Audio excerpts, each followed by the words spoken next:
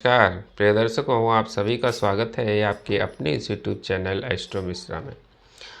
दर्शकों, 7 सितंबर को जो चंद्र ग्रहण लग रहा है, इसका राशियों पर क्या प्रभाव होगा, हमने पिछले अंक में मेष से लेके कन्या राशि तक चर्चा की थी। बाकी की 6 राशियों के बारे में हम इस अंक में चर्चा करेंगे। तो आज हम बात करेंगे तुला राशि के बारे में, क्योंकि कन्या राशि तक हम कल बात कर चुके हैं। अब हम बात करेंगे तुला राशि के विषय में कि तुला राशि के इस चंद्र ग्रहण का क्या प्रभाव तुला राशि पर पड़ेगा। तो तुला राशि के 5th हाउस में ये ग्रहण पड़ेगा, यानी ये जो ग्रहण जो पड़ेगा वो तुला राशि के 5th हाउस में पड़ेगा। और 5th हाउस जो है वो हमारे संतान का, कैरियर का, विद्या, बुद्धि, इन चीज़ों का होता है। तो जब 5th हाउस में ग्रहण लगेगा तो ये 5th हाउस में ग्रहण लगना बहुत अच्छा नहीं माना जाता है, क्योंकि 5th हाउस जो है वो हमारे कैरियर का भी होता है। तो जो लोग इस समय कैरियर के लिए प्रयास कर रहे हैं या उस क्षेत्र में कोई प्रयास कर रहे हैं, या वो स्टूडेंट हैं या कोई स्टार्टअप वगैरह है, तो इस समय उनको दिक्कतें आ सकती हैं। तो 5th हाउस प्रभावित होने की वजह से इस समय तुला राशि वालों को दिक्कतों का सामना करना पड़ेगा। इस समय अगर शेयर मार्केट के क्षेत्र में जो लोग हैं वो लोग भी इस समय इन्वेस्टमेंट पर बहुत ध्यान दें, क्योंकि इस समय स्पेकुलेशन वगैरह में भी उनको बहुत दिक्कतें आ सकती हैं। तो कहीं भी कोई भी इन्वेस्टमेंट इस तरह का अगर करना हो तो उस पर वो बहुत ध्यान दें। साथ साथ अपने संतान पर भी वो बहुत ध्यान दें, क्योंकि 5th हाउस अगर प्रभावित हो रहा है तो इससे आपके संतान को कोई समस्या हो सकती है। उसको कोई स्वास्थ्य की दिक्कत ना हो जाए, उसके पढ़ाई लिखाई में कोई दिक्कत ना हो जाए, तो इसलिए आप उस पर विशेष ध्यान दीजिए।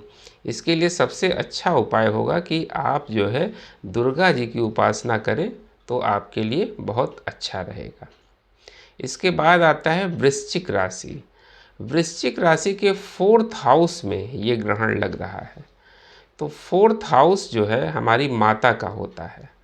तो माता के घर में जो ग्रहण लग रहा है, इस समय माता को स्वास्थ्य से संबंधित कोई परेशानी हो सकती है। इसलिए आपको बहुत ध्यान देने की आवश्यकता है, क्योंकि 4th हाउस में जब ग्रहण लगता है तो ये जो स्थान है 4th हाउस, ये आपकी माता का है, आपके कुटुंब का है, परिवार का है। तो आपके परिवार में कोई झगड़ा झंझट, वाद विवाद न हो जाए, इस समय आपको अपने वाणी पर बहुत नियंत्रण रखने की ज़रूरत है। इस समय क्रोध में आकर कोई ऐसा डिसीज़न मत लें जिससे जो है परिवार का माहौल खराब हो या माता का स्वास्थ्य खराब हो। इन 2 चीज़ों पर बहुत ध्यान देने की ज़रूरत है। इस समय अगर आप वाहन चलाते हैं तो आपके वाहन में भी कोई परेशानी आ सकती है। तो वृश्चिक राशि वालों को इन चीज़ों पर बहुत ध्यान देना पड़ेगा। वो अपने आप को शांत रखें, इस समय क्रोध से बिल्कुल बचें, क्योंकि जो है वो मन अगर इनका बहुत विचलित रहेगा तो इनको दिक्कतें होंगी। जबकि ग्रहण की वजह से ऐसी दिक्कतें होनी स्वाभाविक हैं, क्योंकि चंद्रमा मन का मालिक है ना। तो जब 4th हाउस में ग्रहण लगेगा तो आपका मन जो है इस समय खिन्न रहेगा, परेशान रहेगा अनावश्यक रूप से। तो इसके लिए सबसे अच्छा उपाय ये है कि भगवान शिव की आराधना करें, शिव जी को आप जल चढ़ाएं, ओम नमः शिवाय का जप करें। इससे क्या होगा कि आपका मन वाला जो पार्ट है वो इम्प्रूव हो जाएगा और ग्रहण का दुष्प्रभाव कम हो जाएगा। इसके बाद आती है धनु राशि। धनु राशि के 3rd हाउस में ये ग्रहण लग रहा है, और 3rd हाउस जो है वो पराक्रम का होता है। तो पराक्रम के घर में ग्रहण लगना कोई बहुत बुरी बात नहीं होगी। हालांकि 3rd हाउस का राहु बहुत अच्छा माना जाता है, ऐसा नहीं है, लेकिन राहु के साथ चंद्रमा भी तो है। तो चंद्र राहु का कॉम्बिनेशन जो बन रहा है वो 3rd हाउस में बन रहा है। तो इस समय होगा क्या कि आपको अपने छोटे भाई बहनों से दिक्कत हो सकती है।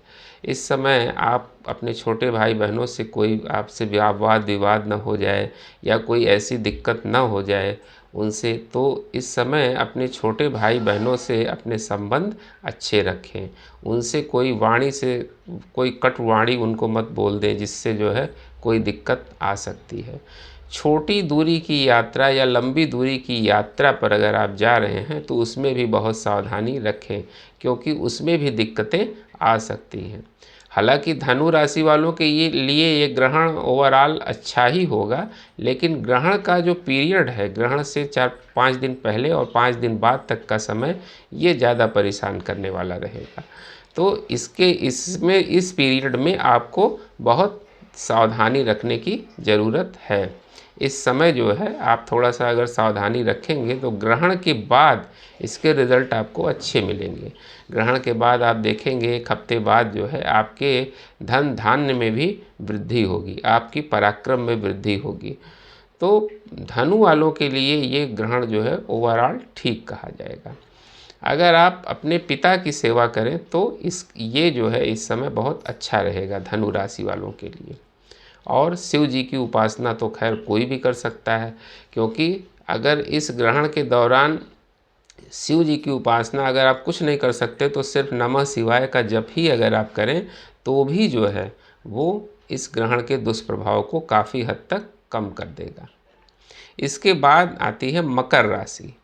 मकर राशि के जिस घर में ये लगेगा, मकर राशि के 2nd हाउस में ये ग्रहण लगने जा रहा है। 2nd हाउस जो है वो हमारी वाणी का होता है, हमारे कुटुंब का होता है। तो 2nd हाउस में जब ग्रहण लगेगा तो इस समय जो है इनको कोई भी फाइनेंशियल डिसीजन बहुत सोच समझ के लेना चाहिए, क्योंकि इस समय अगर कोई फाइनेंशियल डिसीजन ये भावनाओं में आकर अगर ले लेते हैं तो इस समय इनको नुकसान हो सकता है। तो इसलिए जो है इस समय इनको अपने फाइनेंशियल डिसीजंस पर और अपनी वाणी पर बहुत ध्यान देना है। इस समय कोई कट वाणी ये किसी को ना बोलें जिससे जो है कोई विवाद की स्थिति पैदा हो जाए। तो मकर वालों को इन 2 चीज़ों पर बहुत ध्यान देना है, फाइनेंशियल डिसीजंस पर, अपनी वाणी पर, और अपने स्वास्थ्य का भी इस समय इनको ध्यान रखना पड़ेगा, क्योंकि स्वास्थ्य भी इनका इस समय प्रभावित हो सकता है। तो अगर इन चीज़ों पर ये ध्यान दें तो ओवरऑल मकर वालों के लिए भी ग्रहण के बाद का समय जो है इनके लिए अच्छा रहेगा। इससे होने वाले दुष्प्रभावों से बचने के लिए इनको भी शिव जी की उपासना जरूर करनी चाहिए। अगर ये नमः शिवाय का जप करें, प्रतिदिन भगवान शिव को जल चढ़ाएं, तो मकर वालों के लिए भी ये ग्रहण अनुकूल है। इसके बाद आती है कुंभ राशि।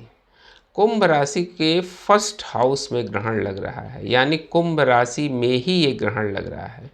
कुंभ राशि के लिए ये जो समय होगा वो बहुत ही सेंसिटिव टाइम होगा, इनको बहुत ध्यान देने की ज़रूरत है। ये समय इनके लिए बदलाव का समय है, इनको कोई पुरानी चीज़ों को छोड़ना पड़ सकता है और नई चीज़ों को अपनाना पड़ सकता है, ऐसी स्थितियां इनके लिए बनेंगी।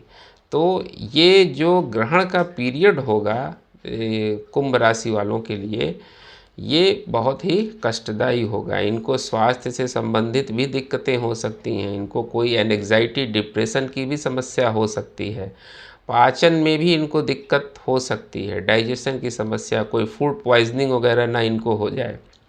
तो इस समय कुंभ राशि वालों को बहुत ज़्यादा सावधान रहने की ज़रूरत है, क्योंकि ये ग्रहण कुंभ राशि में ही लग रहा है और इनको बाहर कहीं जा रहे हैं तो अपने सुरक्षा का बहुत ध्यान देना है, कहीं कोई चोट चपेट इनको न लग जाए। इससे बचने के लिए इनको हनुमान जी की पूजा करना बहुत फलदायी रहेगा। अगर ये हनुमान जी की पूजा करें, प्रतिदिन हनुमान चालीसा का पाठ करें, तो इनके लिए बहुत अच्छा रहेगा। इसके बाद अंतिम राशि है मीन राशि। मीन राशि के लिए जो है ये समय बहुत अच्छा नहीं कहा जाएगा, क्योंकि मीन राशि में पहले ही से 7.5 चल रही है और ऊपर से ये ग्रहण अलग लग रहा है।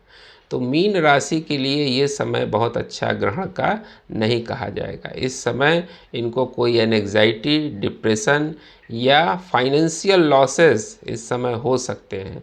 इनको पाचन से संबंधित कोई दिक्कत हो सकती है, डाइजेशन। इस समय अपने खाने पीने का बहुत ध्यान रखें, बाहर की कोई भी चीज़ इस समय ना खाएं। क्रोध से बिल्कुल बचें, क्योंकि इस समय अगर क्रोध में आकर इन्होंने कोई गलत डिसीजन लिया या तो वाद विवाद की स्थिति इनके साथ आ सकती है। तो इस समय इनको बहुत ध्यान देना है और इस समय ये मेडिटेशन भी करें, इनके लिए बहुत अच्छा रहेगा। मेडिटेशन करें, भगवान शिव की पूजा करें तो इनके लिए बहुत अच्छा रहेगा।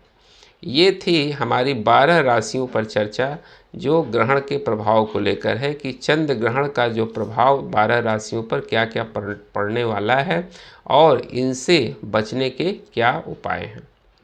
उम्मीद करते हैं दर्शकों हमारा ये वीडियो आपको ज़रूर अच्छा लगा होगा। मिलते हैं आपसे अगले वीडियो में किसी नए विषय के साथ। तब तक के लिए हमें आज्ञा दीजिए। नमस्कार।